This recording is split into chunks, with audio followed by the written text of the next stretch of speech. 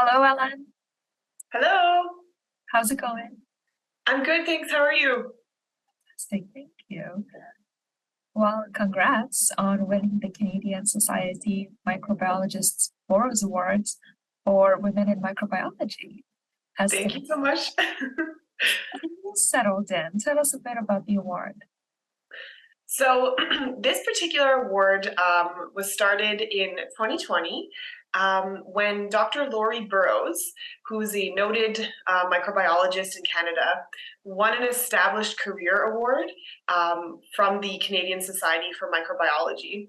And she thought that supporting women in science was so important that instead of keeping the award for herself, she actually donated it back to the Canadian Society for Microbiology.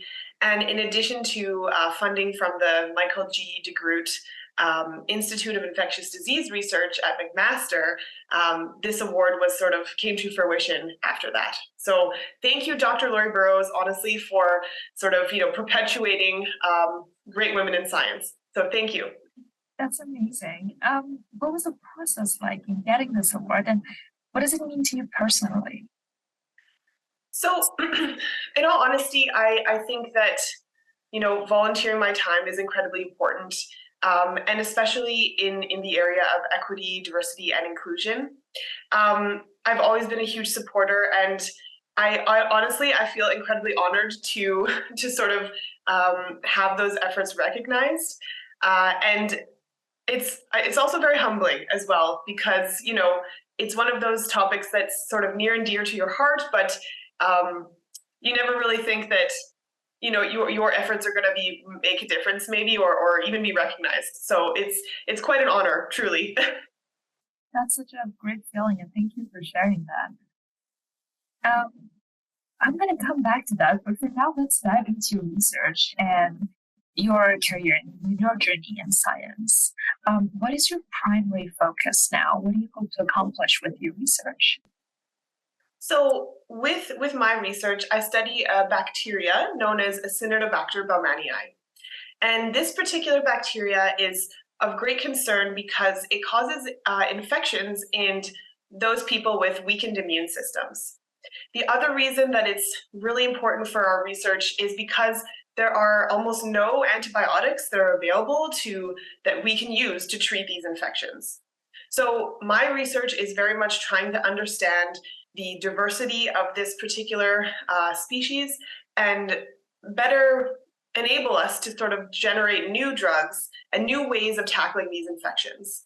So I really hope that I can make a difference by really being in the lab, using a variety of techniques and sort of understanding this bacteria and how it causes infections and how we can treat them in the future.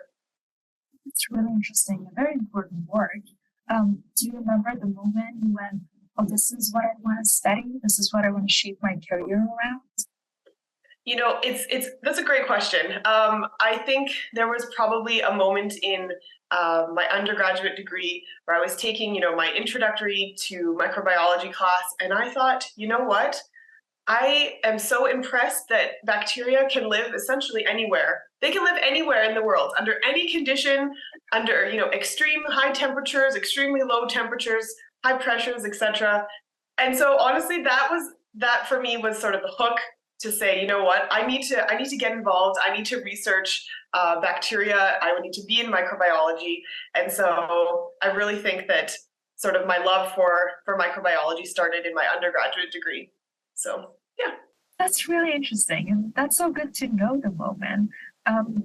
We have many different paths and journeys in science. Some take the path of undergraduate, graduate studies, academia, or industry, one after another.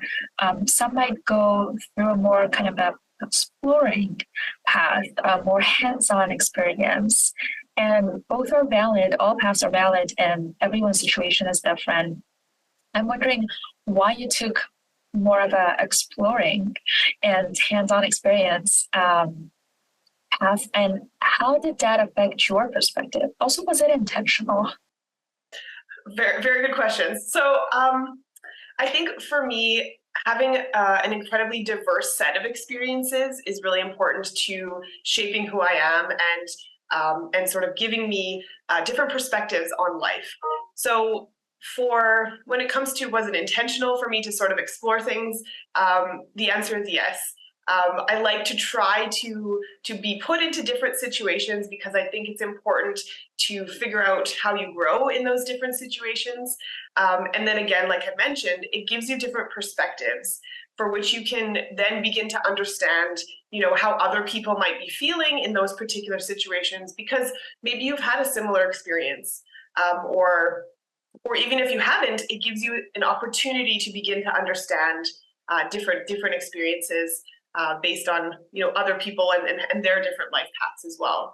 So I think yes, it was definitely intentional, but that's because I kind of like to make sure that I get to diversify my experience and grow as a person as much as I can. That's such a good approach to almost anything in life, to be put in different situations and grow. I understand the Burrows Award is your contribution to equity, diversity, and inclusion. We can acknowledge women face significant challenges still in science. I'm wondering if you're comfortable sharing those challenges with us and how you overcame them. There's still much work to be done when it comes to EDI, especially in science or in STEM, for example. The fact that this award exists is sort of, we're moving in the right direction. We're acknowledging that things need to be done about it. But when it comes to personal experiences, personal challenges, I think a major one that I struggle with is being taken seriously in meetings, for example, or in an environment where there are a variety of different people, of different educational backgrounds, and sort of having my own contribution acknowledged and heard. And I think in terms of moving forward and how to address these things, I think for me personally, I'm always about educating myself on different ways to handle different situations. But more so, I think that as I move forward in my career, I would like to actually support, those individuals who maybe don't, or maybe are facing the same challenges that I have faced. So, sort of bringing them up, allowing them to have a voice, supporting them, for example, in meetings, and just sort of giving them the time and the space to ensure that their thoughts are acknowledged and are said. So I think it's really important, moving forward, to kind of support those sort of coming up behind me. And it's so interesting you brought that up, because I think as a community, when we become aware of other people's challenges, we also become responsible in supporting them on their own terms. Now, these challenges could be because of someone's gender identity, sexual orientation, race, ethnicity, immigration status, so much more. I wonder, what advice would you have for members of equity-seeking groups who are also pursuing a career in science? I think, first of all, I would say it might be challenging. You might be placed in difficult situations, uncomfortable situations. But I really think that by finding a community, by finding those who have similar interests, we're able to band together almost and sort of give each other that support. So whether that's friends that have similar interests, or a mentor, or anything like that, where someone can be there who's maybe had similar experiences, can very much empathize, sympathize with your situation, and really sort of give you the support you need to carry on. Because I think it's really important that we continue to diversify in STEM fields, for sure, just because EDI is something that adds. We all benefit from having a diverse community, and so especially in those areas where like in STEM, where there aren't as many women or people of color, etc.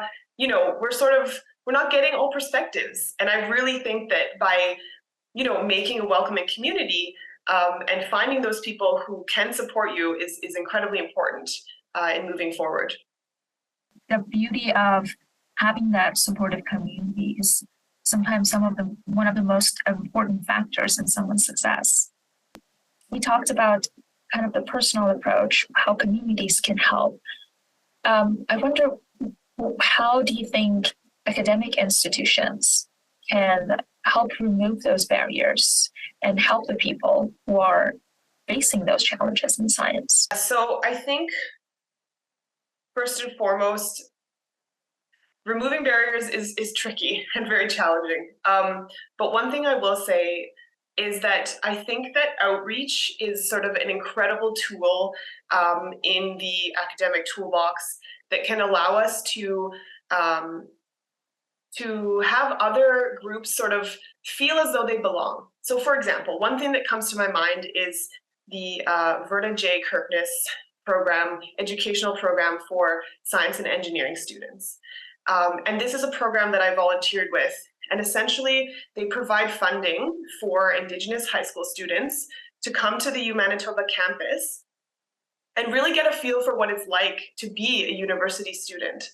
And so we get them involved in doing microbiological related experiments.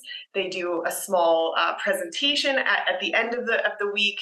But what it really allows for them to sort of see and hopefully feel by the end is themselves on campus. And so I really think that by having outreach and allowing, those groups who may not be, feel comfortable on campus, let them come and let's make them feel comfortable, because everybody is welcome. And I really think that, having outreach programs like that are incredibly important and really truly make a difference in increasing diversity in STEM for sure. This has been truly inspiring conversation. Thank you. I wonder if you could look back at your teenage self. What would you tell yourself?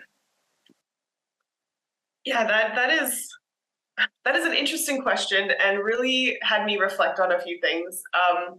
But I think I would tell my third grade teacher that I am actually good at math, contrary to what she told me as well as my parents. And I think I would also tell myself that it's going to get better. It's going to be okay. You can do it regardless of the challenges. And honestly, I would give that advice to essentially anyone trying to get into a STEM related field. Even though there are challenges, you can do it. And with the right supports, the right, environment, you too can succeed. And I think that's incredibly important. This was an amazing conversation. Thank you so much, Ellen. No, thank you.